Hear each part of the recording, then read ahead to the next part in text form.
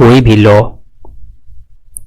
विधियां, कानून अगर फंडामेंटल राइट्स से असंगत या फिर फंडामेंटल राइट्स को कम करने वाली होंगी तो उसे वाइड शून्य करार कर दिया जाएगा। ओके।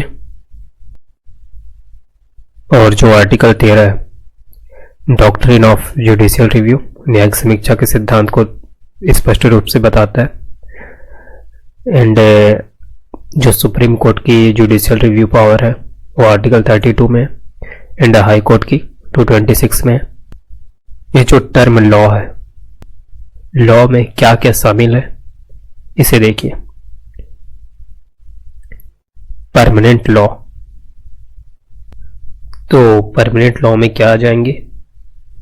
जो पार्लियामेंट है या फिर जो स्टेट लेजिस्लेचर है, विधानमंडल वगैरह है, ये जो कानून पास करते हैं वह परमानेंट लॉ में आ जाएंगे। और जो टेम्पररी लॉ, सेकंड वाला, टेम्पररी लॉ में ऑर्डिनेंस जो अध्यादेश होती है जो इशू की जाती है प्रेसिडेंट, राष्ट्रपति या फिर राज्य में देखा जाए तो गवर्नर, राज्यपाल, ये टेम्पररी लॉ में आ जाएंगे। एंड थर्ड में देखिए statute instruments in nature of delegated legislation, इसमें क्या आ जाएंगे? जो ऑर्डर होते हैं बाय लॉ, रूल, रेगुलेशन वगैरह, नोटिफिकेशन भी आ जाएंगे इसमें। एंड जो non legislative source of law है इसमें आएंगी जो कस्टम्स वगैरह है ना, जो पुरानी रूढ़ी प्रथा वगैरह, ये नॉन लेजिस्लेटिव सोर्स में आएंगे। ये हिंदी में है स्थायी कानून, अस्थायी कानून जो हमने देखा अभी, एंड वैधानिक साधन एंड कानून के गैर विधायी स्रोत जो कि रूढ़ी और प्रथा वाले हैं। थोड़ा अब इसके एप्लीकेशन को आप समझिए। स्थायी कानून, जब पार्लियामेंट है, संसद वगैरह है,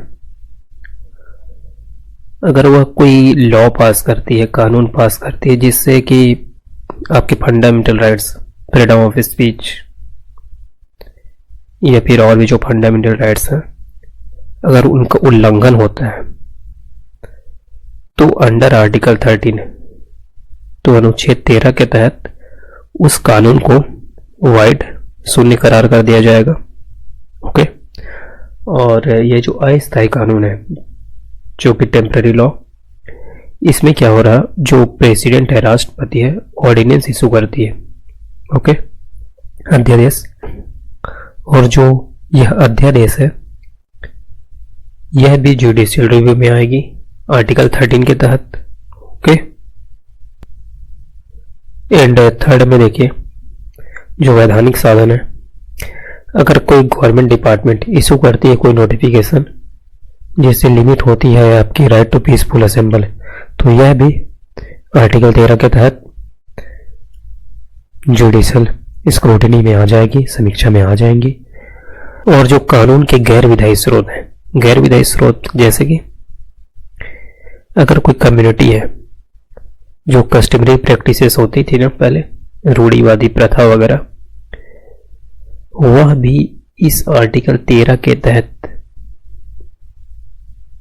न्यायिक समीक्षा जुडिशियल रिव्यू में आ जाएंगी। ओके। इस कानून के शब्द में क्या क्या आएंगे ये आपको समझ आ गया होगा। ये आर्टिकल 13 है, ये बोलती कि जो कॉन्स्टिट्यूशनल अमेंडमेंट है